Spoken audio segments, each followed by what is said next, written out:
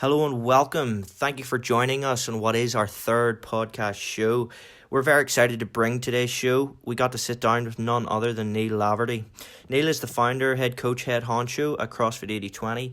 8020, in my opinion, is one of the best gyms in the UK and Europe that I have ever been in. He's also the founder of systmtraining and is one of the UK's most successful training programs, having gotten multiple teams and individuals to regionals, and in recent years having got 4 individuals qualified to the CrossFit Games, and none other than Petey Savage and a good friend of ours, Joanne McCullough. He's self-admittedly a marmite kind of guy, but love him or hate him, his shit works, and it works really fucking good. We hope you enjoy, and if you could subscribe, rate and review on iTunes, it would mean so much to us. We want to get up those leaderboards. We want to show people that we're putting out value. So with these ratings and reviews, that's how we do that. Yeah, so again, thank you so much. I'll leave with the company motto, which is small victories repeated daily, and I hope you enjoyed today's show. Thanks, guys.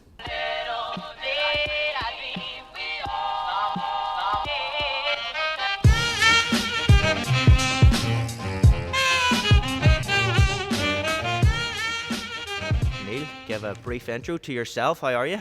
Okay, thanks for having me on. Brief intro to me. I wouldn't say I'm high performing in any way. I kind of like muddle along my life and try and get things done that way. But yeah, I've been in this sport for nearly 13 years now. I've been coaching for about 11 years.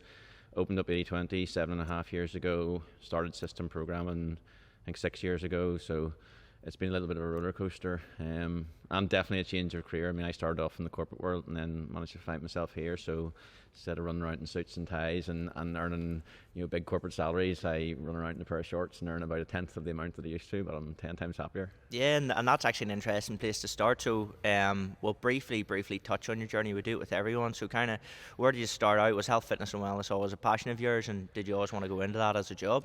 Yeah, I mean, I suppose at school, like I wasn't the best kid, kind of fought against the system, didn't really study, left school with minimal education.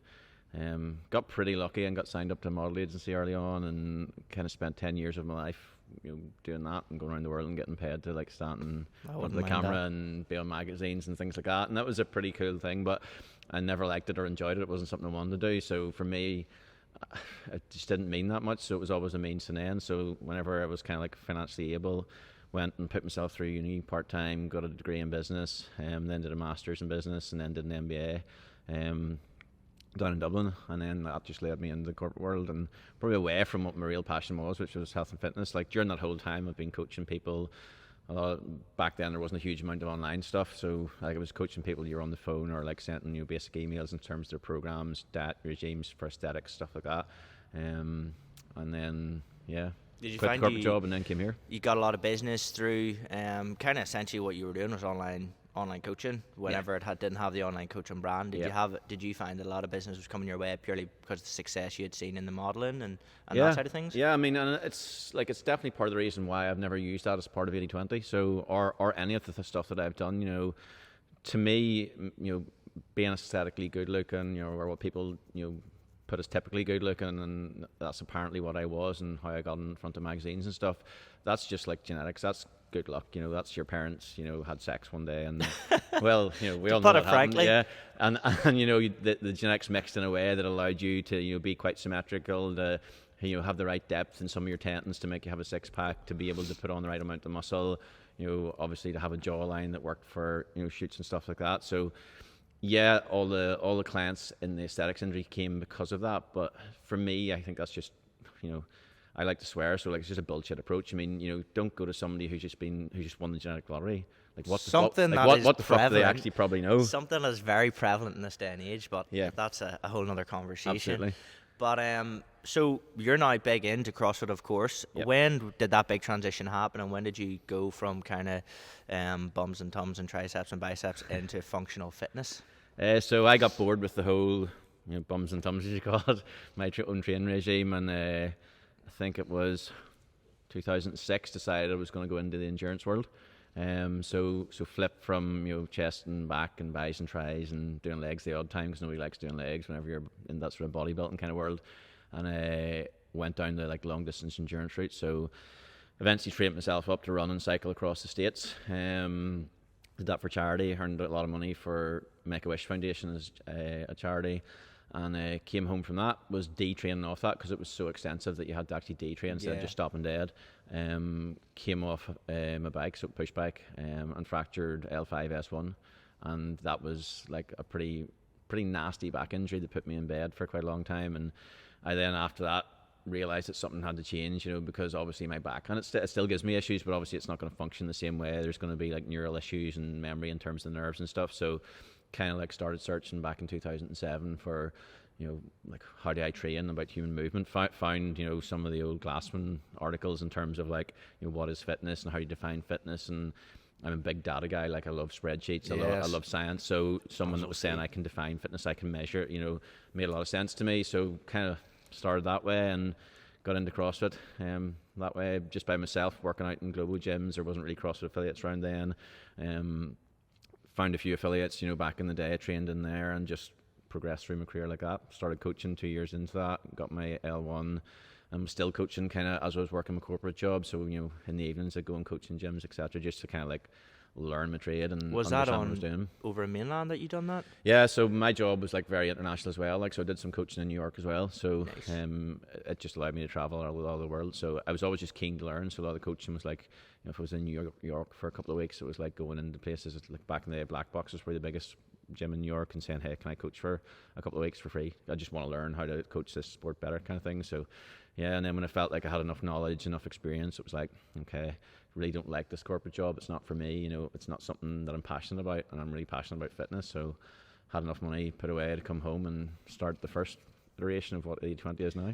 So 13 years. I mean, I would literally refer to you as an OG of CrossFit in that regard. Then. Yeah, there's plenty of people that have been doing it longer than me. Like, I mean, I think it started in 2001. So yeah, I was definitely not an early adopter in terms of all the old school guys.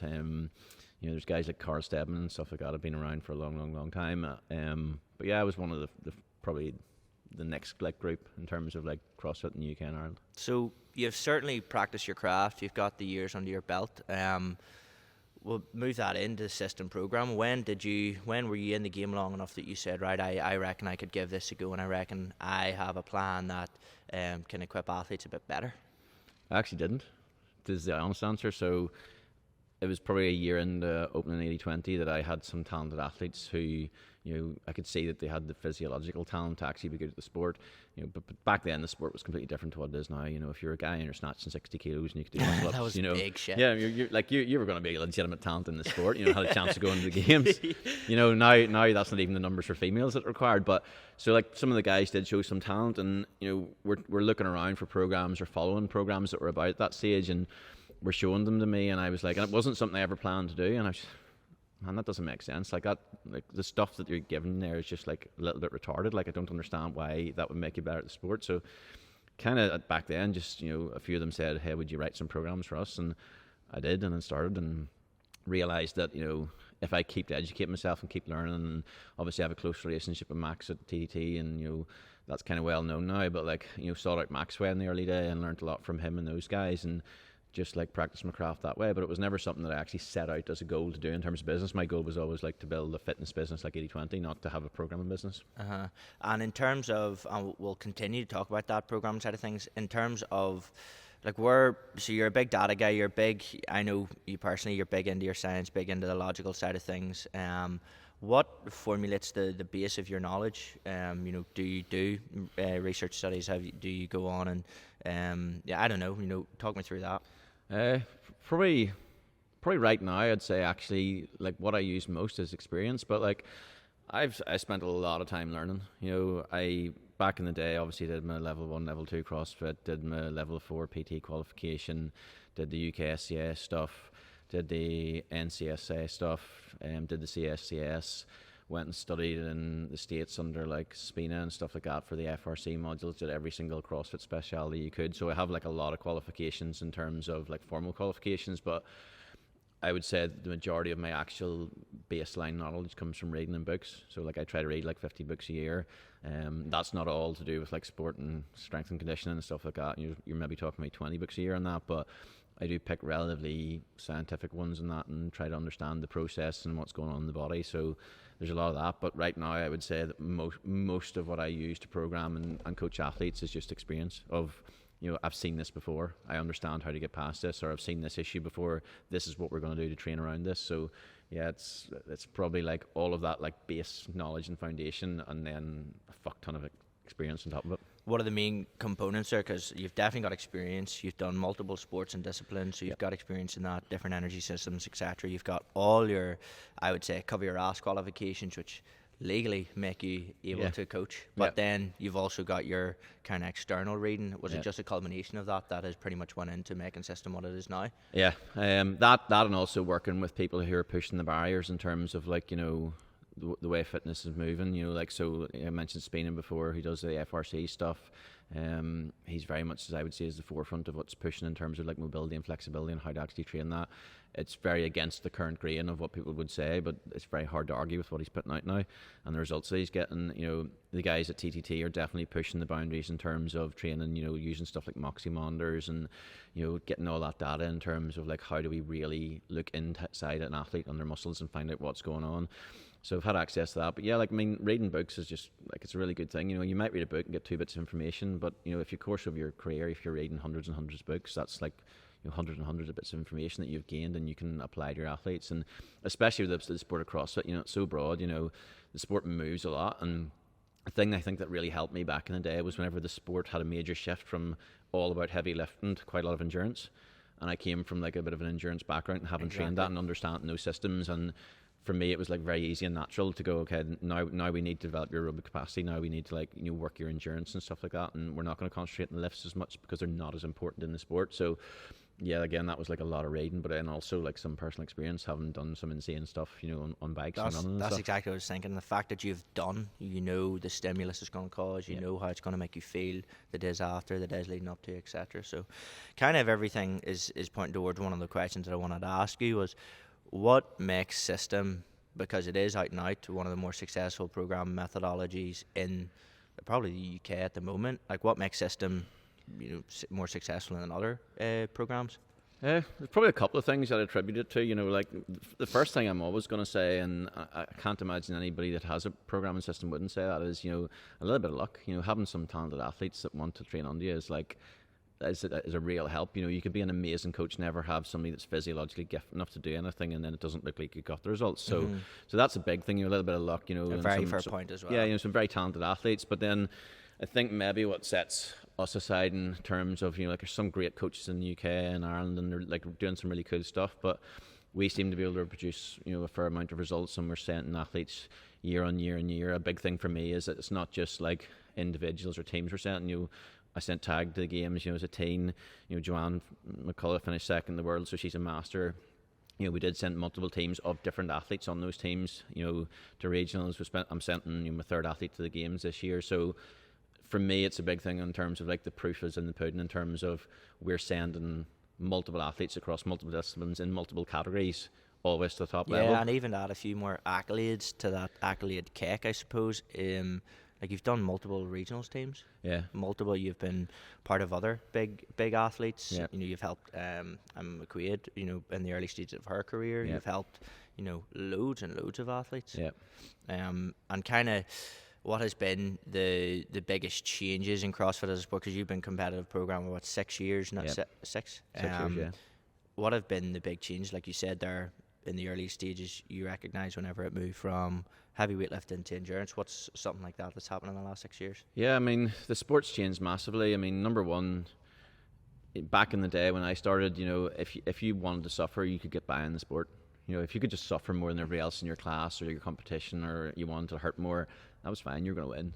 Nowadays, you look at athletes, well, I look at athletes anyway, and I know most of the top level coaches will, and they're trying to understand, is this person got the physiological traits to be good at the sport, which means you have to have the ability to be relatively strong, not exceptionally strong. I mean, CrossFit athletes aren't that strong in real terms. I mean, if you look at their numbers compared to powerlifters or weightlifters, they're pretty pathetic actually. What CrossFit athletes are amazing at is if you test, their threshold tolerance, you test their VO2 max and their endurance capacity, like they're points away from like elite level in, Tour de France cyclists, cross country skiers. These sports are really, really enduring. So the sport's very much moved from, if you could shift a lot of 10 and you could suffer, you're going to be good, to now you need to be like a really aerobic athlete. You need to be able to go for a long time. And if you're not going for a long time, you need to be able to need to cope with massively high contraction force and volume contractions in short amounts of time. And again, that leads it more down towards like the endurance type profile of an athlete. So that's changed hugely. And then also the skill element of the sport's changed massively, Again, back in the day, if you're doing muscle-ups, you were seen as a ninja. Now, like, if you're not doing 30 muscle-ups unbroken as a male, you're probably not in the top 20 in the world. And people were like loving getting one muscle-up back in the day, and now it's like, okay, these guys are doing 30. There was an event at the games. It was like, 30 for time, and all the top males, it was just 2 sets. They weren't maybe at the 30 unbroken yet, and also there's fatigue from other events before that, but there was nobody going to do, like back in the day, you did like 4, 5, 6 sets. Yeah. Now it's like, I'm going to do 20, I'm going to do 10, it's just as fast as I can turn them over. And it's interesting because CrossFit essentially as a competitive sport is still in its infant stages. So like the rate of progression, especially of the top end athletes, has been fucking crazy. Yeah. What the guys were doing even at the 2013, 2014 games, like, them guys would struggle if regionals was still about. Them guys would probably struggle at some of the bigger regionals now. Oh, absolutely. So the rate of progression is just absolutely... Oh, it's been exponential. No one, I don't think anybody back then, realised how fast athletes were going to develop. And I think part of that in the success of the sport is also to do with the fact that there's more sponsors and bigger money. So big time, more you get more athletes from bigger...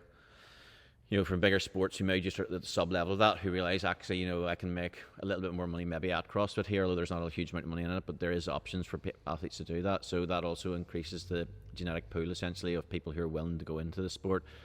So yeah, it's changed that way too. But like I think maybe the strength levels are nearly topping off. I can't see that snatching 150 kilos as a male is going to be beneficial in the sport. So exactly. I'm thinking that maybe that's topped off. What I don't think we've even seen the capacity of is how fast and hard people can go in certain events, and also how fast and hard they can keep going for full weeks of events.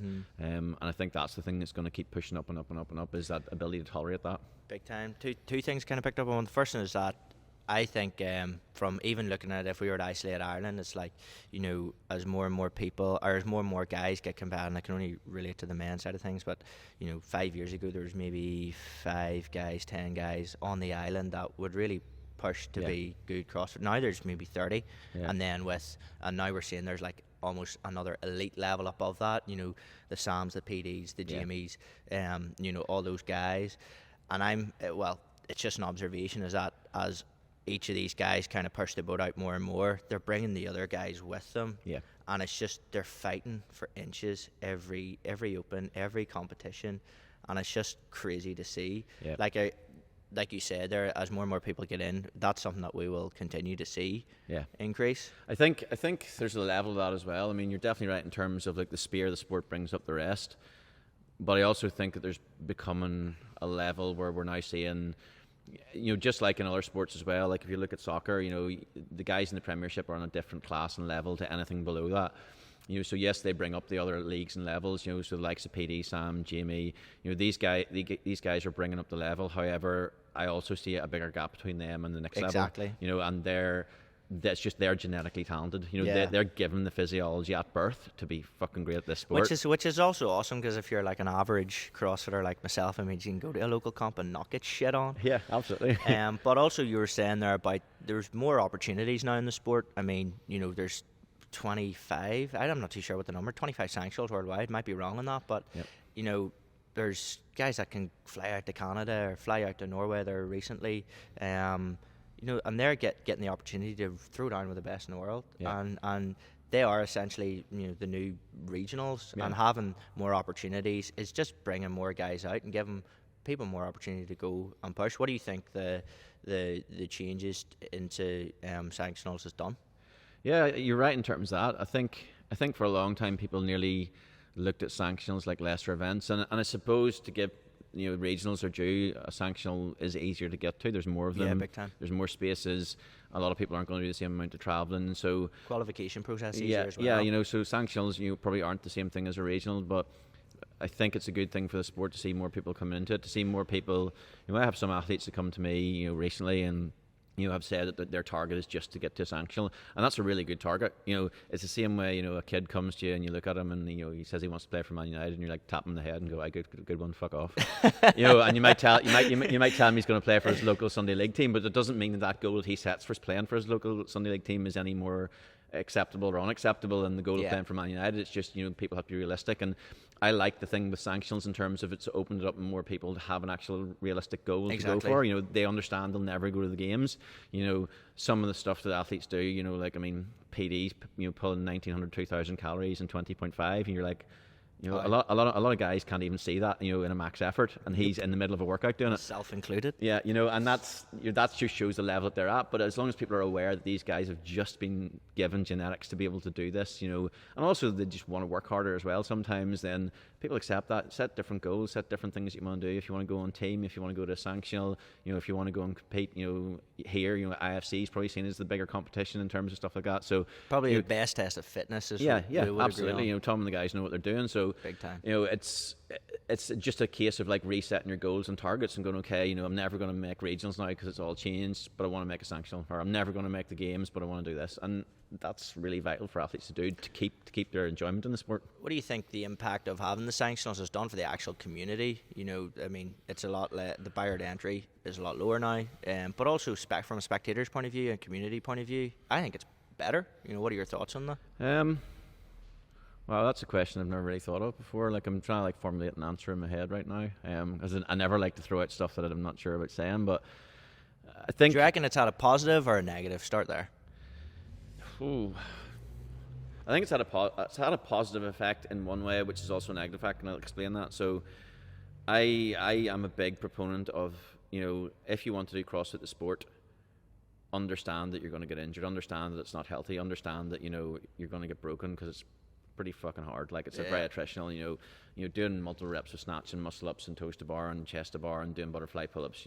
At one stage we had like one of the top upper limb surgeons like maybe in the world in here, like understanding CrossFit and looking at butterfly pull-ups. And was just like, choose to do that there, you're insane. Goodbye to your shoulders, no matter who you are. So in one way, it's great because, it does allow more people access to that. In another way, I see the negative in terms of a lot of people maybe think that they can go and do that and should go and do that, and they shouldn't. People have to remember that, what is it, the top 3 or 4% of people who do CrossFit are doing the sport. The rest of us here to keep fit and healthy, and there has to be that differentiation. And I think it needs to become a bigger differentiation, because also the sport of fitness, which is great, I love it, it's one of my passions. I mean, going to competitions with athletes, going to the Games PD this year, it's all great. However, I don't think it's great for promoting CrossFit gyms, because people see it on YouTube. People walk in here, see PD running around with his shirt off and go, fuck I'll me. never be that. Look at that cyborg. I'm not going to train with him. And while he's a lovely guy and he's nice as pie, you can see their point. Yeah, for sure. Nobody wants to stand beside this fucking 105 kilo monster who's like 6% body fat. You're like, fuck. It's kind of the same principle whenever, like, how I got into CrossFit, as I YouTubed it and seen this epic video of Rich Froning. I had the opposite. I'm a competitor at heart, so I had the opposite kind of thought process. I was like, fuck, I want to do that, So that's definitely the competitive perspective. What about the community perspective? I mean, you've touched on it briefly there, but I would say from a community perspective, in terms of a spectator sport, it's probably gotten better. It means that people can go down, like the Filthy 150, for example, is relative to us, and gives people the opportunity to go down and watch. But from the community side, how do you think sanctions have really affected the kind of the whole model of CrossFit? I'm not so sure it's affected that much, like up or down. What I would love to see more of is that the sanctions start to become more festivals of fitness, a bit like Wodapalooza. I think that's the way it needs to move. If we're really going to talk about community and integrating community into the sport, then we need to have something for everybody. Like Wodapalooza has everything. They've got nutrition, they've got it's a fitness festival, and it includes everybody. And they have like the most adaptive athletes that come to their competitions. And I think for the community, if we really want to develop it alongside the sport, then maybe we need to start creating more things like Wodapalooza, where we're actually including all of the community and allowing people to be that, not just creating this elitist, here, come and watch the best in the world kind of thing. That's a really, really valid point, because again, it can be a bit scary, like in terms of accessibility, it can be a bit scary from the outside looking in. And having those kind of festivals where you can go and, like, I was seeing a video of the Wodapalooza and they were doing fucking rock climbing over a swimming pool. I don't know if you've seen that. But I was like, that's sick. And like, whether or not someone starts CrossFit, at least they're getting into something that will better themselves in one way, shape or form. Yeah. And that, I totally get what you mean in that. Yeah. So, interesting point. And even to continue this, how do you reckon CrossFit will really change again in the future from business standpoints, the competitive standpoints, GPP program in general? How do you think it'll change? Like, even to play devil's advocate, you said there about bringing a surgeon in, and he was kind of saying it's maybe a bit negative. Do you reckon there'll be a bigger input in that regard in the future? More health professionals coming in and saying this is wrong, or? I don't know. I think the sport's, while it's still new, it's big enough in its own right. I mean, you're not going to get any like neck surgeon telling you that the front of a scrum is healthy. Exactly. And yet they all analyse and look at it and know the forces and the pressures going into it. But yet everybody still plays rugby and wants to do it. So I don't think that's going to change necessarily that much. What I do think happens is all of us professionals, who are maybe at the tip of the sport and train these elite athletes, learn more and more and more, and that filters down throughout the community and throughout the sport, so people become like more intelligent, like programmers, more intelligent coaches. They understand that we can use all these different principles to actually like focus on different things. So from that perspective, I genuinely think that as the sport progresses, it'll bring up GPP as well. In terms of program design for GPP and stuff like that, I can see it. I can see the sport changing, especially my own programming, in terms of like actually going down more movements and more exercises based around aesthetics, a little bit more bodybuilding, because like anybody that walks in the gym, if you're not an elite competitor and says they're not there for aesthetics, is talking fucking shit, man. We all want to look good, or at least not look better, 100%. And so for us to keep moving forward with our businesses, while we know the CrossFit thing with a really good nutrition program will get you aesthetics results that you want, you also have to like give the community what they want to. You're a business owner, you're providing a service, and if they don't like it or they're not seeing the results, you got to like shift and move a little bit to try and provide those results. So yeah, I think you're going to see more hybrid training programs. You're definitely going to see a shift in gyms. Like I know we've done it here in terms of like the quality of what we try to offer. So it's not a dingy warehouse anymore. Like we have pretty much hotel standard change rooms now, and toilets and better shower facilities than I have at home. Like we have there's GHD, like hair dryers for the males and the females and different. So we've invested in that because we're understanding that as CrossFit becomes more mainstream, more people want to do it. So you can't get away with having a dirty gym floor. You can't get away with not having proper changing facilities, not having a proper reception and a coffee area. These are things that people are going to want and going to demand. And if you're not staying ahead of that curve, you're going to lose out. Yeah, and do you reckon that's been one of the big developments of the customer that's coming to you? Like they are looking a bit more? Absolutely. And also, CrossFit is a higher end product. It's a premium product in terms of the fitness market because there's so much money needed, because it's so hands-on, there's so much coaching, etc. And within that, what you do is attract clients who do earn more money, who have a higher average income, and those clients do want more for their money as well. They don't want to walk into a shower or a change room, that's really filthy, and they want to not have to bring their own hairdryer into the gym. They want to have access to a hairdryer there as and when they need it. And I think the guys in Perpetua in Dublin have really showed that that's big where they've pushed it with the hybrid gym. And you walk in, and you get a towel. There's a juice bar and a smoothie bar, and we're definitely moving towards that here in the north. But that's where the game's moving. I genuinely think that's where it's going to go. Yeah, I think I would agree with that, and it's been one clear change that's happened. Especially, I've kind of been in CrossFit myself for 4 years, and it's one thing that I've seen. Now, again, not everybody can do that. Not everybody, like Dave down in Perpetua's smashed it. Great facility, was down there recently. If only every gym was like that. But I think there'll always be a spot for the community side of things. Whether it be a wee guard setup, but I think if you want to run a profitable CrossFit gym, like you kind of got to reciprocate what you guys are doing here. You got to attract a premium client and offer a premium service, and that's hard. Like that's hard because yourself. You have incredibly high standards in here, and that's hard to regulate. And I would say that's a complete contrast from when you started when you started 80/20 7 years ago, like. Yeah, man. And we first started, it was like 2,000 square foot. It was pretty dingy facility. The toilets were actually outside. So you had to go outside of our facility to go and use the toilet. We had one shower, I think. We never programmed double unders because we didn't have enough space to program double unders. So it was just not feasible at that point. And it's definitely changed now. Like, we have infinite space, we have infinite equipment. Nobody ever shares anything in here. And we're also looking at developing more. So I've just taken a lease on our 5,000 square foot because we want to add more and offer more to the members. So the game's definitely changed, and I think I'm not saying that people need to think about change their business model, but I know the guys like Micky and Emma at S are definitely moving along that line too. They're offering more services. They're looking at different facilities and stuff like that. And if you want to move with the game and be successful, you got to move with what's happening in the marketplace. And if you don't, you're going to get left behind really fast. Let's actually, now I don't know how much you actually want to talk about it, but let's jump on that for a second. I know you're looking at a second facility and you want to kind of, what's the angle on that? I know you're kind of, it's not Globo Gym-esque, but you're taking kind of what's working and providing it only maybe a bit better. Talk us through that. The way I look at it is, over the years I've learned to be pretty good at getting results from people and programming intelligently. And you see things like sweat classes are really popular because there is no weights involved and there's no barbells and stuff. You see boot camps are still popular, women's fitness. A lot of people want to do yoga and stuff like that and the softer side of fitness. And I kind of made a decision a few years ago that I wanted to push this place as big as I could take it, and also provide careers for my coaches and stuff, and not just be this thing that I work in. Mm-hmm.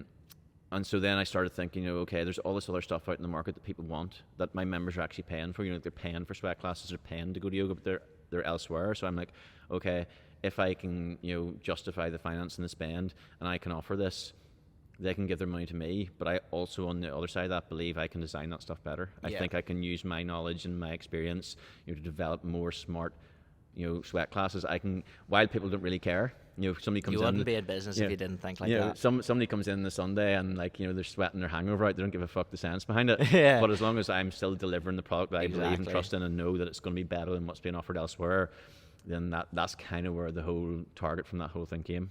That's interesting. It'll be interesting to see just how many other gyms adopt that as well. So kind of we'll move on to the big question. Big question is something that we ask every person that comes on the show, and that is, how do you define success and what does your version of success look like? Now, Neil is doing a very, very Neil approach in this, and he's kind of thought this through extensively. So, Paddy, if you'd like to grab the whiteboard. So for anybody listening on podcast, we are Neil's going to try and talk us through. So bear in mind, there are people listening, so your delivery needs to be really fucking good here. But anybody on video will be able to see. So Neil is what kind of graph do you call this, by the way? Fuck, I don't know, man. It's just something I came up with in my head. A Y and X-axis graph, right? Yeah. So talk us through it, Neil. Okay, so actually, before we start, word for word, can you define success to you?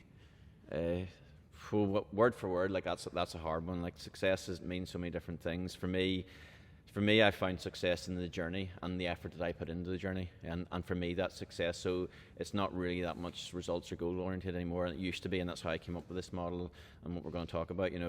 So for me, a big thing with success was, like, whenever I sent Tadhg to the games, I ticked off all my goals within competitive CrossFit. I sent multiple individuals to regionals, which I wanted to do. I could prove to do it with other people. I wanted to send teams multiple times, and I wanted to send someone to the games. And I kind of struggled in terms of motivation, because after that I'd achieved everything. So then I started thinking, this can't be success if this feels like this. So I started understanding what made me happy, what was good about that, and it was the graph that I put in to get all those results.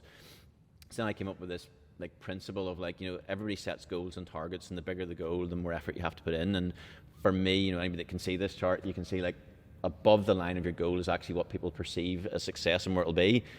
But I've learned over time that actually it's not.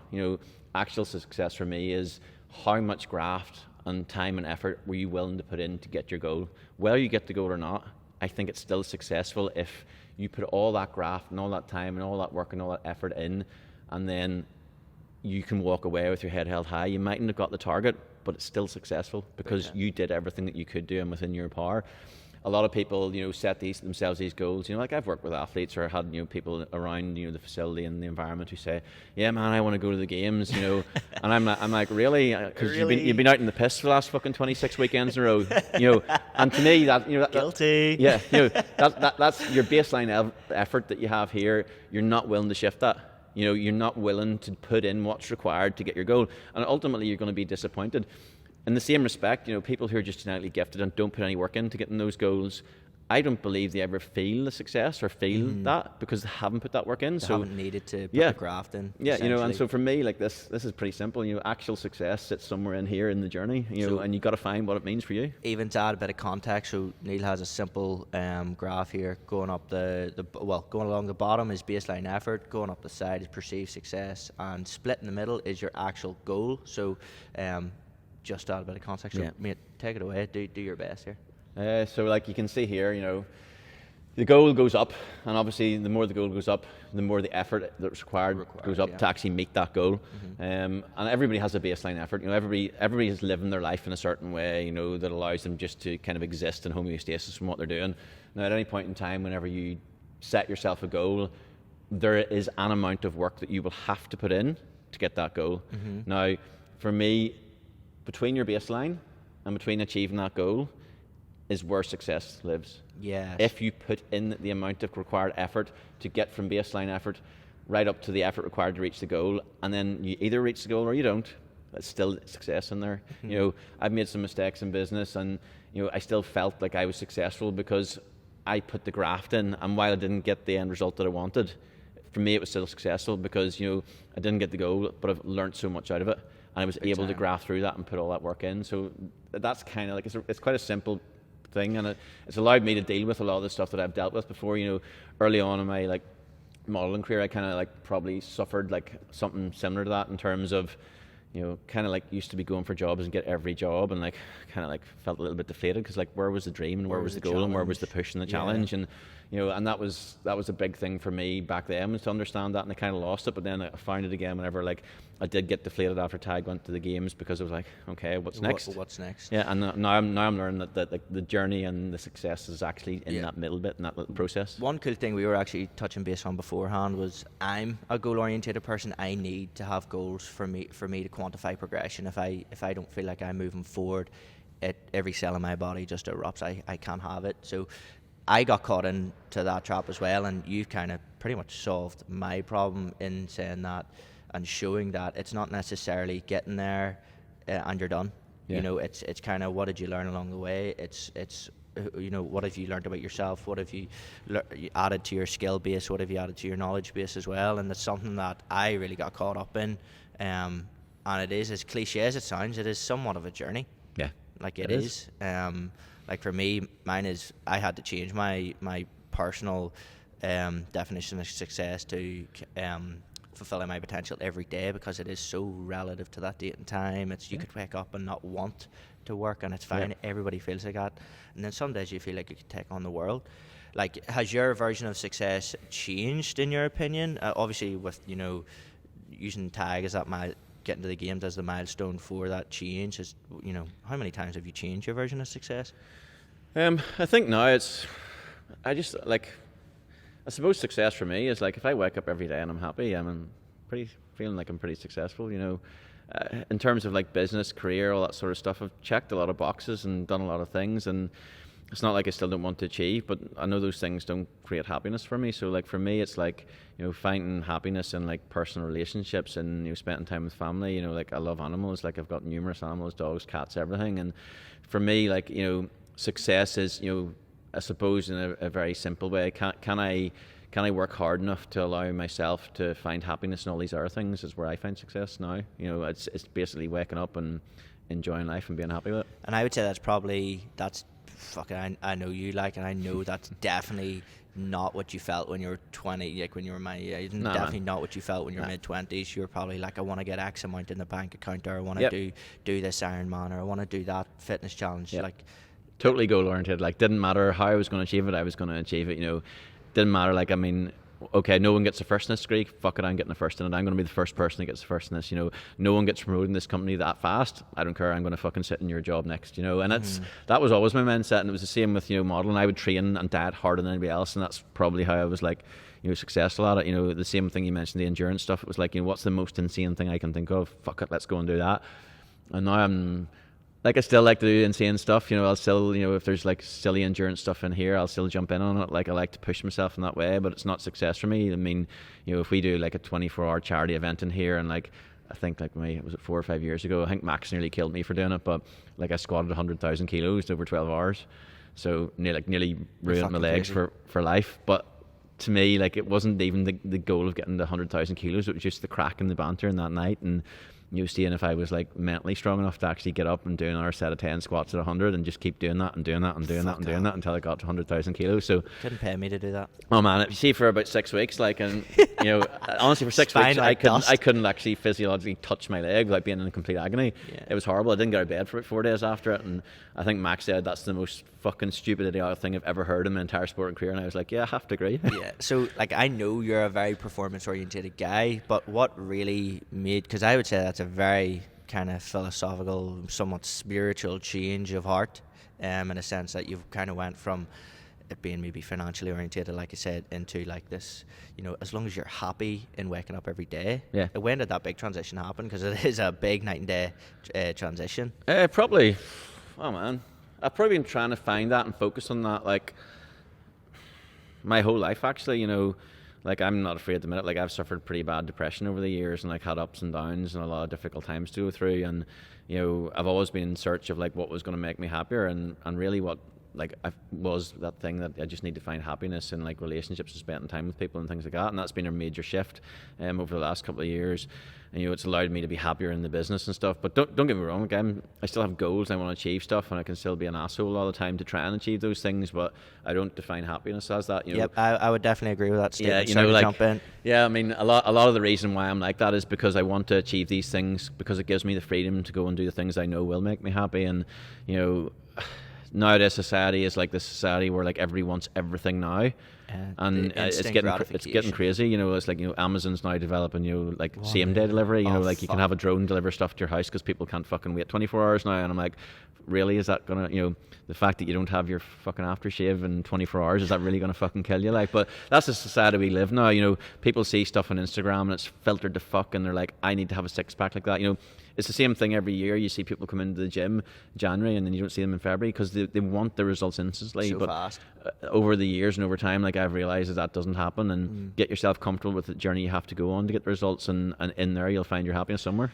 And there's a lot of elements of self-help there, and having to take it upon yourself to kind of get to that mind state. And what were the kind of the methods that you used? Were you reading a lot? Were you going to talk to someone, or you know, what literally, how did you achieve that? Man, I've seen psychologists the whole way through my life for various different issues, like, and trying to like fix myself, I suppose, mentally and things like that. But this sounds crazy, but the biggest thing and the biggest shift, and people are going to think, oh fuck, he's a big softie now. And I suppose I am in certain ways. I'm also like have a pretty harsh exterior and can be very unsympathetic in certain things. But the major shift was actually like I rescued a dog, like she's called Rousey, like she lives at home now.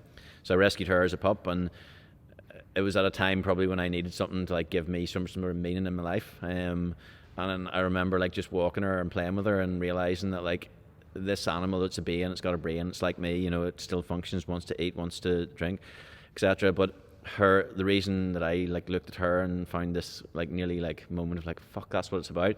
She was just happy to be alive every single fucking day, man. You know, didn't matter what was going on.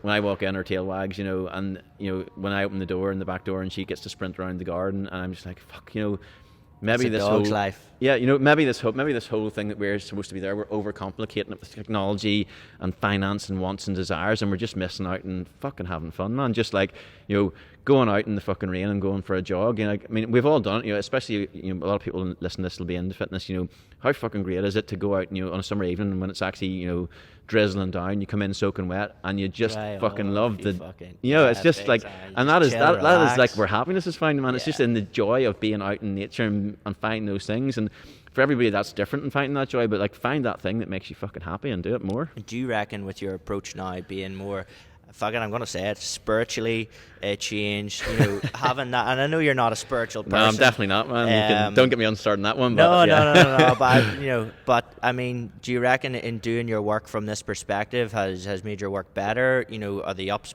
better and are the downs easier to deal with, or kind of what's changed in that regard? I'd say there's probably less like extremes. You know, there's always downs, there's always up, but they're not as extreme anymore. I think the big thing that's allowed me, I think I've definitely over the last 3 or 4 years become a much better coach. I think most of my athletes would agree with that in terms of I see the human side to it now. You know, like I try to understand what's going on with athletes. You know, I understand that, you know, athletes can pull niggles Have and injuries lives as well. Yeah, you know, but also that like athletes will pull niggles and injuries because they feel stress about the qualifiers the competition are doing. And I used to just call them, I used to be like horseshit. I was like, you know, I was like, unless you're getting fucking cut open, it's not an injury, you know. But now I'm aware that, you know, there's a psychological element to it. You know, and PD's sister Jennifer, which really deserves a shout out to that. Like I've learned a lot from her in terms of the psychological approach to athletes and stuff. But yeah, like it's been a major shift in terms of my coaching. You know, athletes used to come into my office maybe 6 or 7 years ago. This is what you need to do. This is what you need to do. You know, you're too fat. You need to lose some weight. You do that. They come into my office now, and it's like, okay, how can I help? Mm-hmm. What do you want to achieve? And then the next question, why do you want to achieve that? And you see when we get to the bottom of that, you get really good results because, you know, sometimes you just know that, you know, the athlete's not on form for a couple of weeks. Cool, we'll back you off. You're fine. You know, we'll get you back to where you need to be. And I would say from working on this perspective, you're a bit more invested as a coach. It's not a binary thing or a black and white thing. It's like you actually give a fuck about making an impact in their life now. Whereas that was that something in the past that wasn't? Nah, like I was a robot. There's no doubt about it. You know, like I was a programming robot. You know, what is it you want to achieve? This is what you fucking need to do. Why? Because fucking science tells me it's what you need to do. You know, I'm forgetting the human side. Now I'm more like, okay, I've still got that science and I still know what I need to do, but it's like, you know, if I can't get you to do this, how can I find a way to work around you and what you've got going on in your life to get you as best results as I can? It mightn't be the optimal process or the optimal thing that I know scientifically will work, but I've got to take into the human thing and go, okay, let's go the 80% route because that's the best that I can get out of you right now. And yeah, that's been a real big shift for me in terms of understanding athletes and working with them. So yeah, it does make a difference. You know, you are more vested in them, you understand their personalities more. You know, like it's well known, PD and I, you know, Rob Owen, we're all really close mates now. You know, we socialise together. We're all in Rob's stag do, you know, was it last weekend or 2 weekends ago, you know. So, you know, I probably in my earlier career would never have formed a relationship or, you know, had a friendship with a coach or an athlete, anything like that there. And now like a lot of my athletes do become friends, and it provides its own problems, but I think the like benefits outweigh the negatives definitely. No, it's really interesting to hear that, and I probably wouldn't have known that about you. But I've one more burning question, and I probably should have put it earlier on in the show. But what does it take in this day and age to be a high-level competitive CrossFitter? Okay, like you got to check a lot of boxes for this one. So number one, you have to have the right physiology. You know, realistically, you know, back in the day, could I throw down and compete with a lot of the guys? Probably. You know, I'm a sprinter at heart, you know, and I'm just a power athlete, basically. Could I do it now? I don't have the right physiology. I'm not enduring enough to do the events and keep doing them, you know, day after day, week after week, etc. So you have to be blessed with the right physiology and genetics just to be able to start and be good at the sport. I think what you've done sport-wise as a kid definitely impacts it, you know. So have you done weightlifting and gymnastics? If you have, fuck man, you're on the winner there because you're going to spend less of your time practicing the skills. So you've got more time able to focus on recovery, mobility, your strength work other weaknesses in the sport, etc. Instead of spending a lot of time, you know, learning to balance in your hands, a lot of time learning to walk over ramps, you know, being able to do all that, you know, cool shit that we all like to do, but it does take time to learn. So that's another big component. So you got genetics, you got your previous sporting history. You got to have a bit of luck. You know, you got to be injury free. You know, you're playing a competitive sport, you're going to get injured, so there's a bit of luck there. And I think as well, you have to have a good support system around you, and that at the top level of this sport now, because there's not a huge amount of money involved in it. At the minute, I think you need a good support structure in terms of your personal life and people who want to, like, you know, watch you go and train 4 or 5 hours a day, you know, and grind like that. But also financially, you need a good support system, you know, because, you know, if you want to train and be really good at this sport, you know, you want to go to the top 20 in the world, you need to be full time. You need to work out, go home and sleep. Come back, work out. And that's actually one I would say it's a given that if you're not showing up each day as if this is your full-time job, you don't stand a fucking chance. Because if you're not treating it like that, it will chew you up and spit you out. Absolutely. You can't, like, and from watching PD, he's in here, you know, he's training in his house every morning, or he'll go to another gym and they'll come in here in the evenings. He's doing 2 days, you know, and that's just for me looking from the outside in, but that's definitely a given as well. I would say 4 or 5 years ago, you could have went along a natural talent, like you say, if you get hurt, if you had, one strength that would have carried you. But now, if you're not showing up every day and making it hurt, you don't stand a chance. Like, you can't. Yeah. And you got to train smart as well. You have to understand when to back off and when to push in as well. And so those are probably the main components. You got to have a little bit of like help in terms of support and finance and stuff around you. And to be at the top for a long time, you got to have a little bit of luck in terms of winning the right competitions and the right sponsor picking you up and things like that. So it's a little bit more like mainstream sports now, where there is a lot of luck, involved. You can have the talent and the hard work, but you need to have that break. And for someone that is kind of maybe on the fringes of, maybe with 6 months to a year of training, they could maybe go for a sanctional, or they could show up to one of the primary comps in their country. Like, what are the maybe 3 things that you would isolate to them if they're not doing? Gotta fucking start doing it if you want to achieve that goal. Okay, the one thing I still see that people are really poor on is like recovery, and within recovery I include hydration, sleep, and nutrition. People just aren't down at it anywhere close enough. Rocking up to the gym. If you want to function at a high level in the sport, rocking up the gym, and then everybody else, picking out their prepared meals that they know is the right stuff for them, and you're going up to fucking shop and hoping you can pick up something in the local garage. Are you really putting the required effort in? Are you really prepared enough? Yeah. So that's one thing. Dial in your recovery a lot. Another thing is genuinely be patient. Don't be this dickhead who wants to push further than they actually can at that given time. If you can't snatch 100 kilos yet, don't keep fucking trying. Get a coach and allow them to like teach you how to snatch 60 kilos, 70, 80, 90, 100. Don't go and hammer it yourself. And then probably be smart in terms of the group that you train with, not necessarily the program. Huge one, actually. Well put forward. Be in a group that's like pretty competitive, but also has really positive people. And like you train in here at the weekends, Jim Neil started coming up at the weekends and stuff, and like it's a really cool place to train. You got Micky and PD and Cara and Curtis and coming Kerry, up, and it's all like, those guys. It's just a really fucking cool environment to train in. And when you get that, it becomes fun. And when you have fun, you train more. When you train more, you get better results. And it's like this circle. I can even vouch for what Neil's saying in that. Like he said, I'm going in personally and training with the likes of Cara Hamilton, PD Savage, and I'm just fucking asking questions left, right, and centre. Like, I know they're more than happy to help, but like I'm kind of getting exposed to kind of PD, for example. He's been doing high level qualifiers and competitions for 4 years. Yeah, I remember we done a WOD one day and we both went unbroken. He still beat me by a minute. Yeah.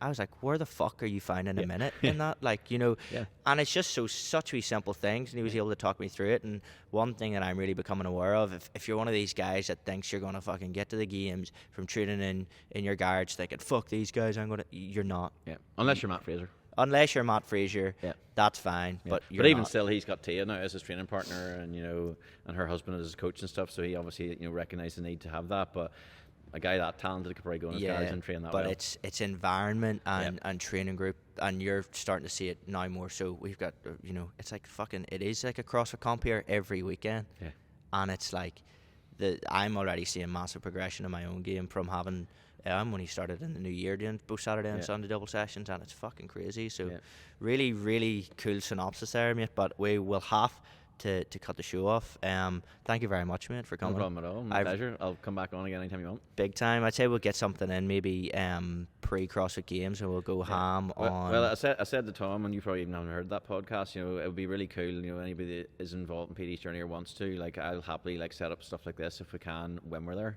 Big time. And I think I know you're going to make the trip out. We'll be out there, yeah.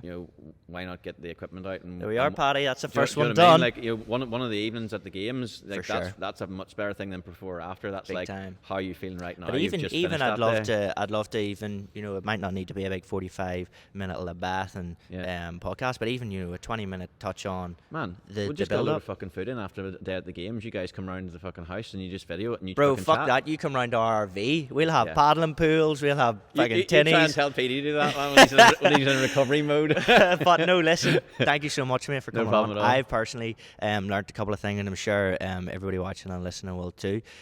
Just to leave you guys, if you enjoyed today, please just tell a friend. Tell one person if you think that they would get value from anything that Neil said here today. Just fire us in their direction.